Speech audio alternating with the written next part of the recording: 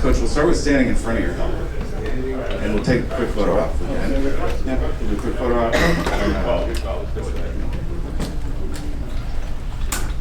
Back to the TVs, get it first. Thank you.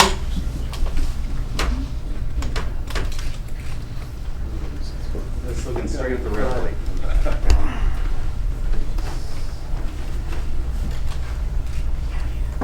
Right, you guys good in the back? Yeah. Right, any iPhones and otherwise? Real cameras?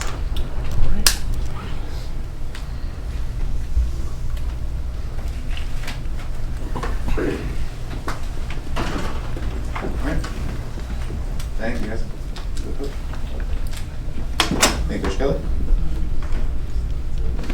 Appreciate Coach Brohm and Coach Kelly joining us this morning for our head coach press conference ahead of the Cheez-It Citrus Bowl tomorrow afternoon at 1 p.m. Eastern, Campbell World Stadium. Purdue and LSU. We'll start with a couple of brief head coach opening statements, and then move on to questions from the crowd. We'll start with you, Coach Brohm. Yeah, this is first off, the Citrus Bowl experience has been magnificent for our team. We worked really hard to get to this point. It's the big time bowl game, big time atmosphere. Just all the events, all the excitement leading up to this game, to be able to go against a big time opponent in LSU, a team that got to the SEC championship game. It's going to be a big time challenge for us. But we are looking forward to that challenge and for that opportunity. And our guys are super excited to be in this game, and are thankful to be here. We looking forward to tomorrow. They're chomping at the bit to get out there. Thank you, Coach Kelly. Well, Happy New Year. And 2023 starts off with, I think a great matchup between Purdue and LSU, and want to thank Florida Citrus Sports, certainly Cheez-It Citrus Bowl, and congratulate Purdue and Brian Brohm. They've obviously done a great job this year to get here, played in the Big Ten championship game, and I think we've all seen how good the Big Ten is watching games over the last 24 hours. So it'll be a great challenge for our team as well. I mean, look, these games really show what your program's about. They're difficult in a sense that, you're preparing with, sometimes your roster does not have all your players, and these guys want to play, and that's the great part about it. The guys that are going to be out on that field want to be there, want to represent their universities, and want to play the game the right way. And so, as coaches, that's all we want. We want guys that love to play, love to compete, and I think you're going to see two teams that want to be there and want to play to their very best. So it should be an exciting matchup, and as Coach mentioned, we're excited about being in this game as well. All right, if you have questions for either or both coaches, raise your hand. We'll start with Kyle down front and go to the second row. Happy New Year, gentlemen. Thanks for joining us today. Coach Brohm, let me start with you. I'm going to have a question for each of you, but let me start with you, Coach Brohm. You guys are both obviously division champions in your own right, but if you could put some shine on your season, what it is you're most proud of that you've accomplished so far? Yeah, it was a very good year for us here at Purdue. Our team is resilient. We had some ebb and flow to the season, but our quarterback play was phenomenal. Aiden O'Connell was a big reason how we get here. He did a great job. Obviously, he's not playing in this game today or tomorrow, but he was very good all season long. Our defense did a really good job all year. Coach English and those guys, and Coach Hagan's taken over for the bowl game, but they played well all season long. Had some big victories throughout the season that really all parts of our team had to. Defense stepped up and won. So the Minnesota game, defense stepped up. The Minnesota game gets that big victory.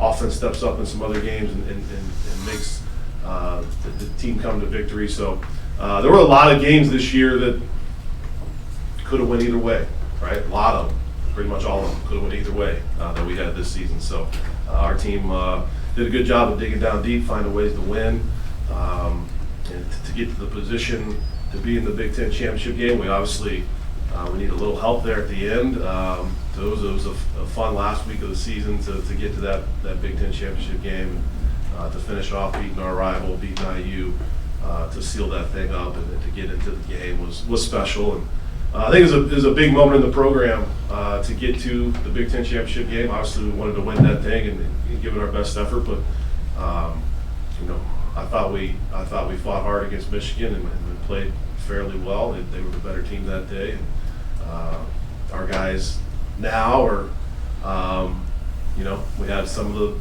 the top players opt out, so now you're going to get to see some guys that were behind, waiting in the wings, that are good football players that are ready to play, and they're ready to get on the field and show what they can do.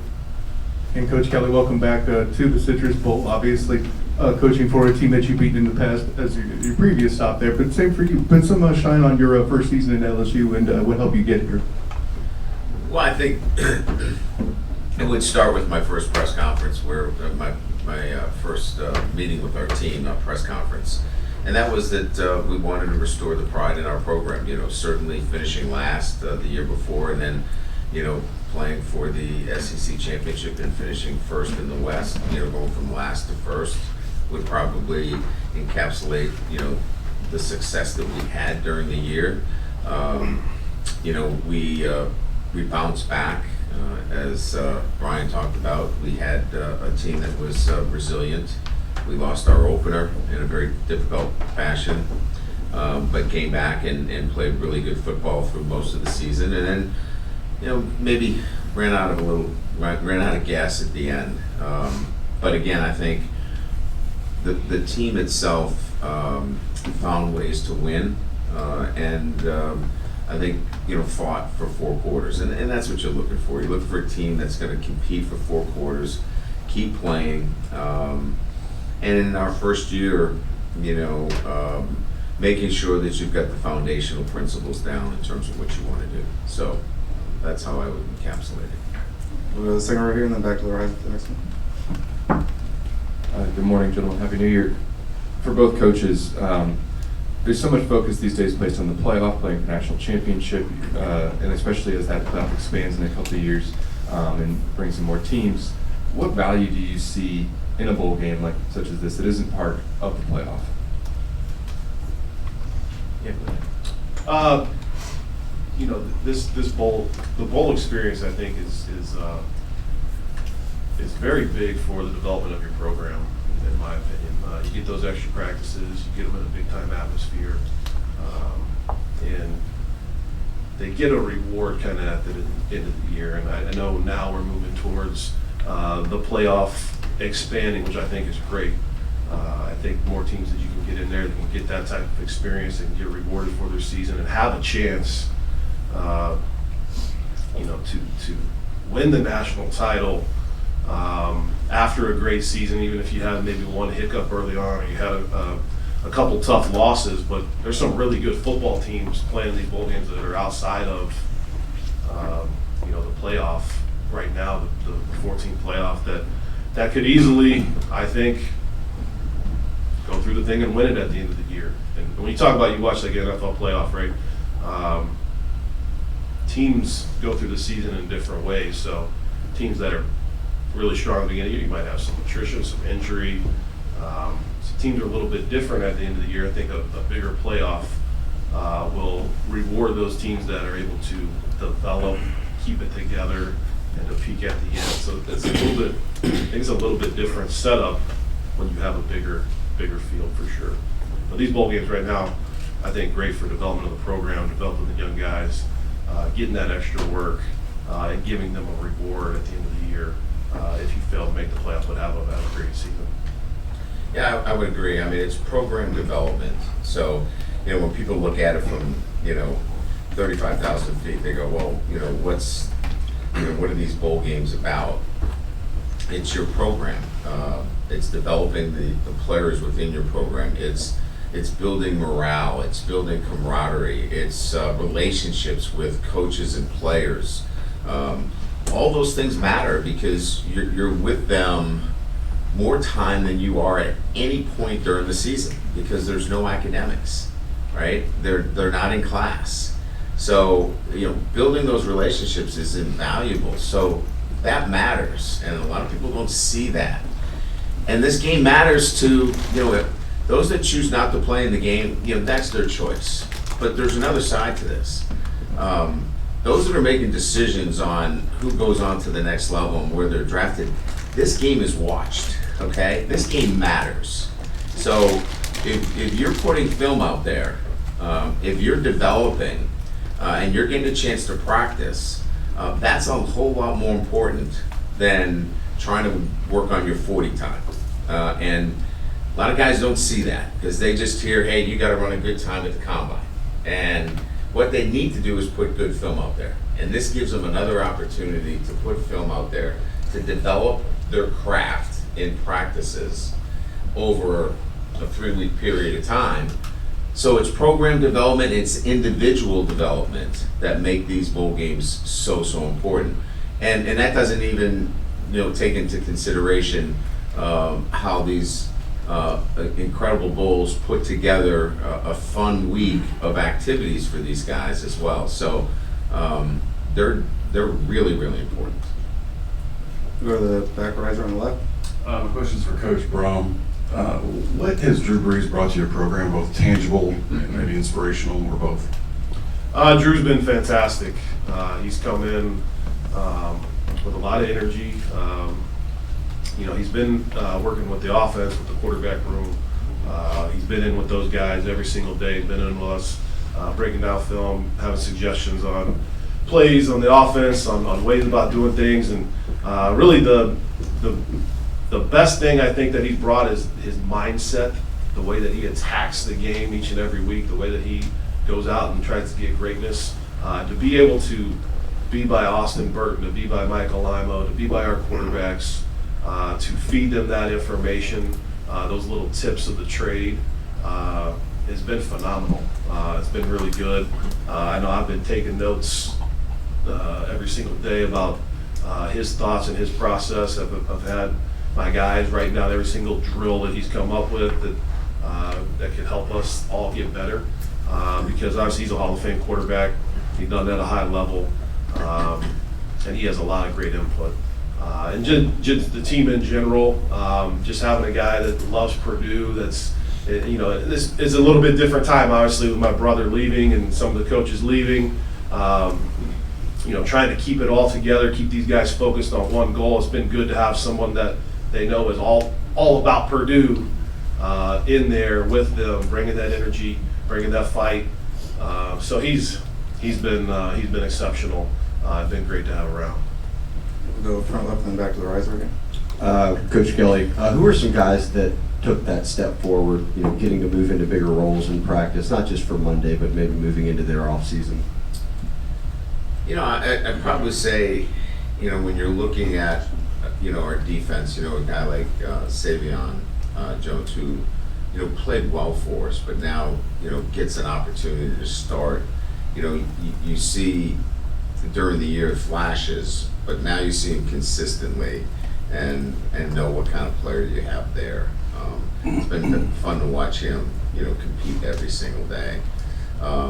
I think on the offensive side, a guy like Anthony Bradford, who, didn't play a lot last year and has continued to develop every single day. And as I mentioned earlier, these practices are important for their development as well. We had a lot of guys that needed time. John Emery, another guy that heralded player that didn't play a lot of football, that is probably, hitting his peak, if you will, in terms of how he's playing right now in these bowl preparations. So these are guys that are well known in a sense, but have been given this opportunity now to really get the reps necessary, and they've been outstanding. And I'd say a guy like Brian Anderson, who now with the opportunity he has, taking reps with the first team every day, you see the skill set he has. So, as Brian mentioned, you got some outstanding players that are not playing, right? But with that comes opportunity for others. and maybe they had smaller roles, that now they have significant roles, and you're watching them on a day-to-day basis, and it's kind of fun to see them grow too. We'll go back center and then we'll go right on the other. My question is for Coach Kelly. Coach, obviously one of the things that came out before the game and everything is that Kayshon Boutte declared for the draft. When did you guys know about that he was either going back and forth about that decision or that he had made it, and then what was your initial, I guess, advice to him, and then of course your reaction? I think he's been going back and forth, pretty much all year. It was, we felt like, he just needed to get some clarity in terms of, remember now, all this stuff happens with trying to get draft grades. We're prepared for the bowl, we're on the road recruiting, there's a lot of balls in the air at once. And you want to give your guys the best counsel as well as to, where they may go in the NFL draft. So we're trying to compile all that information for him while he's trying to make the best decision. And I just think, for him, he needed to get all that information. And once he did, he made the best decision for him. And we support him 100%. We're excited for him. And, he's ready. He'll have a great career. And Matt on the right, and then we'll go back to the right side. Yeah, this question is for both coaches. Roster management obviously has been a big key issue over the last couple of years, but how challenging was it this month with the transfer portal, recruiting, bowl preparation, kind of all that together in a short window for you guys to prepare for this game? You got that one. Yeah, ours has been obviously very unique. Just with obviously Jeff taking the Louisville job and a number of coaches going right away with him, and then you have the whole time period of there's not a new head coach hired, so the rest of the coaches on staff are, they're concerned about where they're going or if they have a job, right, after the bowl game. So very interesting set of circumstances. Then players, obviously, trying to figure out who the new coach is going to be. Are they going to stay at Purdue? Do they want to go put their name in the portal and see where they can get to and see where they can go? On top of just the normal transfer portal drama that every team is going through, that guys might want to just get in there and see where they can go. So definitely been a very influx time. Obviously, we had the opt-outs, the guys, the senior guys going to take their talents to the next level and opting out of the game. So a lot of fluctuations, but I think we've done a good job of holding it together, putting together, elevating some guys on staff that are going to take some bigger roles. We're kind of on a skeleton crew. Basically, all the QCs are basically elevated up to full-time coaches, and but I think we've done a pretty good job of keeping that together. Once we figured out who all was opting out, who's playing, able to put a great game plan together, get these guys ready to go. And the guys that are playing are they're excited to play. Like, they want to play in this game. They're ready to go. They want to show what they can do. Definitely guys that haven't had as much action throughout the year. And even guys that have elevated roles. Charlie Jones opts out of the number one receiver, so that receiver room actually had a little bounce, a little jump in their step, a little bounce in their step. Like, we're going to get some more footballs spread out around a little bit. So there's some excitement, and it's definitely different than the team that played the entire season, right? You got some different aspects, but these guys are excited to play. It's a unique opportunity. It's a great opportunity for a lot of these guys to showcase what they can do. And even our coaching staff, myself included, everyone elevated up, have an opportunity to showcase, what they're all about as well. So I feel good about where our team is at, our preparation. There's a lot of excitement about this game. Go to the back, Melissa, see it. Right here, Melissa Thomas, Florida National News, towards the back. And this question is for both coaches. Coach Kelly, you mentioned, the difference between normal football and a playoff game like this, or like a bowl game like this, is there's a lot more focus. There's no academics or anything that the players have to worry about. Do you notice a rise in their level of enthusiasm when they're training for a bowl game versus a regular season game? Yes and no. I mean, part of the training happens, during exams, and there's a bit of fatigue. So you're kind of managing that a little bit in the front end. But as you give them that break to go home for the holidays and you come back to the bowl site, there's definitely a renewed energy because they know it's just football, and then I get to go to the theme park, or I get to hang out and relax at the pool, whatever.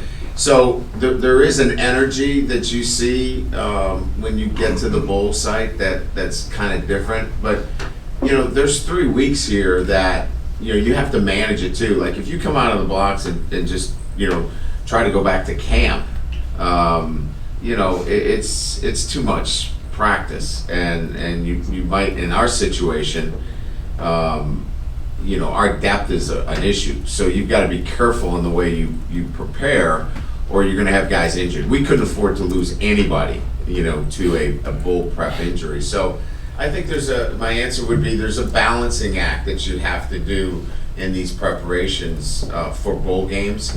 But when you get to the site, it better be business. We'll go another one in the back. Coach Kelly here in the back. I want to ask you about NIL. I'm hearing a lot of it's the Wild West. No one's policing it. What are your thoughts on that? And we haven't heard of anyone or the NCAA stepping up to, discipline anyone on that yet. So when will that happen, and who's watching out for this stuff? Well, I don't expect it to happen. Look, there's no uniformity, right? I think we all know that each state has a different law relative to enacting NIL. We love the concept as coaches. Everybody loves the concept of players being able to benefit from their name, image, and likeness. It's the unintended consequences of it, and that is inducements prior to being on campus through recruiting, unfulfilled promises, and so I think we have to be in it a little bit longer in this cycle for it to kind of take a better shape, because I think there's a lot of misinformation out there. I think players are led to believe that they're going to get X, and it's really not X. They have to perform services for X, and you're hearing in the recruiting wars that guys are getting X for this is not pay for play, and you're hearing stories like that. So we're gonna have to see how this works itself out, but we're not looking that the NCAA is going to step in at any time here. We're going to have to continue to manage this, and I think what you'll see is the conferences beginning to take more action on NIL as well. Take one on the right, second row. Yeah, Brian, you coached against Purdue, I think, 6 times while you were in South Bend last year, including. Just sort of give us your impressions of Purdue football and what you think about Purdue football. Physical, well coached, innovative offensively, and kind of that sense that always playing with a chip on their shoulder, and so they're going to play hard. They're going to play physical for 4 quarters, and they've always been, like I said, innovative, creative on offense, and a difficult opponent. Every time I've played them, it's been a tough game, and expect the same again. Take one in the back, then we'll go over here, center left. Coach Kelly, in what ways have you seen Harold Perkins grow as an athlete, mentally and physically, during his freshman year? Just learning the game itself. There's a discipline to playing the position in which he plays. Look, I mean, I don't. Everybody's seen him play that follows us. There's no doubting his physical ability, but with that comes responsibility as well. And I think he understands the responsibility of harnessing that incredible athleticism, and that being in particular structure within the defensive structure. So, part of it's on us to not handcuff him, if you will, right? Let him play. But on the other side of it, there's on him, the growth has to be, I'm learning this position and I know the discipline that's required within the 11 guys on the field. So I think that's the growth that we've seen, that he's understanding that as we've gone along through the year. On the left side, 4 rows back. Coach Kelly, obviously last year, covering the bowl game last year, the focus was how many players LSU has available, and it wasn't very many. I assume you have a few more this year, but can you tell us how many scholarship players do you have? Like 65, so we're chock full of players. Yeah. I don't know what we're going to do with all of them. Yeah, we're in a better position. Certainly last year was somewhere in the 39 range. I think they had 39 scholarship players in the bowl game last year. Look, we're not where we need to be, certainly, but we're in a, there are some units that are critical, and we're going to have to be very fortunate and manage it. I want to be in this game next year, whether it's a bowl game or a playoff game, with a better roster situation. Let's leave it at that. Go back to back on the left. Coach Kelly, I just blanked on my question. I'm sorry, excuse me. The roster status that Purdue is dealing with and the opt-outs, are you expecting a heavy dose of the run game, and what do you see in their run game? Well, I mean, look, it's our job to prepare for everything, right? They've got, a talented quarterback. Obviously, we got a chance to watch a little bit of film on him. He's got talent. He's got arm talent. He's got tools around him. They've lost some, obviously, really good ones. But we have to be prepared for run game, pass game. We can't say, well, they're not going to run the football. The running back is big and physical. So I think when we go into it, we don't say, listen, they're not going to throw the football or they're going to run the football. We have to be balanced defensively and be prepared.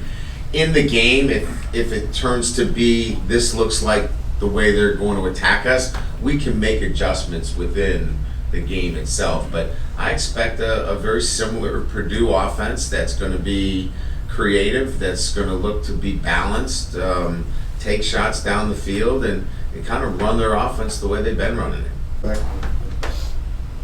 For Coach Brohm, with all the opt-outs on the offensive side of the ball, who are some players who are going to be stepping into a bigger role and have a larger role? Yeah, you obviously start with the quarterback. Aiden O'Connell was opted out and after a tremendous career.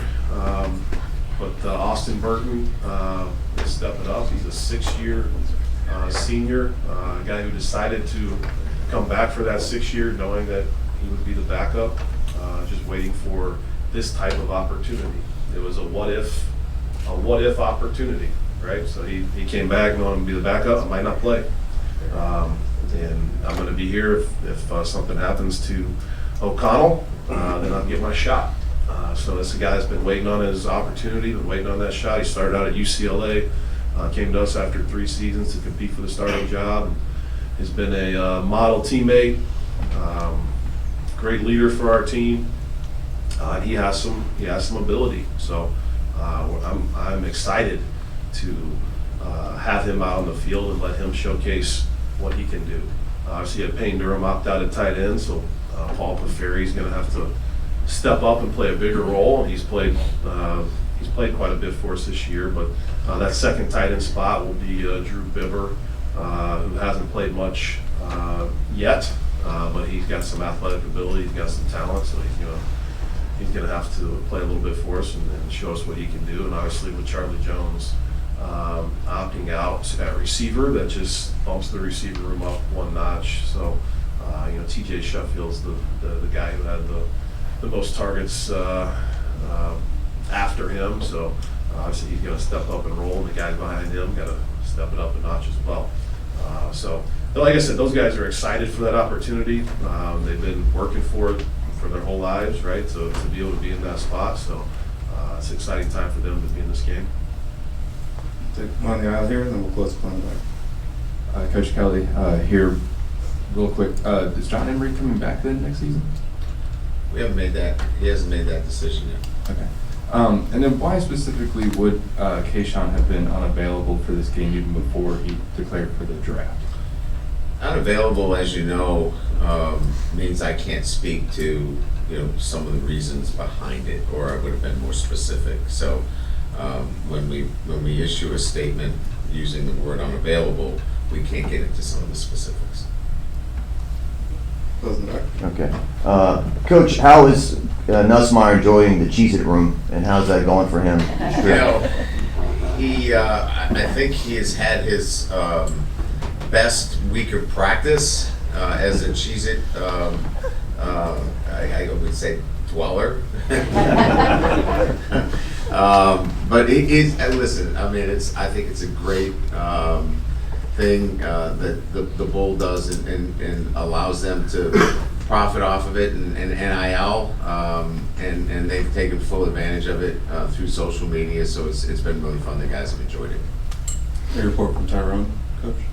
Tyrone loved it, man. He was in there taking pictures of the whole first day, and I don't know. I'm sure he's had some people in there to check it out, because that's a pretty cool deal to have that whole room decked out. He hasn't invited me to come look at it yet, though, so I need to get the invite. I need to go check it out.